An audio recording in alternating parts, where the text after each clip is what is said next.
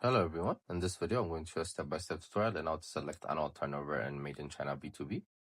So first we're going to go to our browser, then search for Made in China.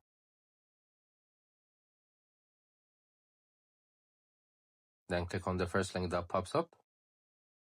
So here you're going to click on your account section on the top right corner. Then again click on my account. Then here you're going to click on company info. Then scroll downwards and click on edit. Then go to the annual turnover. Then select the amount you want, which is calculated in millions of USD. So once you write that, you're going to go and click on save. But make sure to write the blank spaces as well. Make sure to fill them up. So once you're done, your annual turnover rate is recorded. This is how you do it. And guys, you could also check our other videos and how to tutorials. I hope you guys like this video. Subscribe for more, like for more, share for more. I hope to see you again. Goodbye.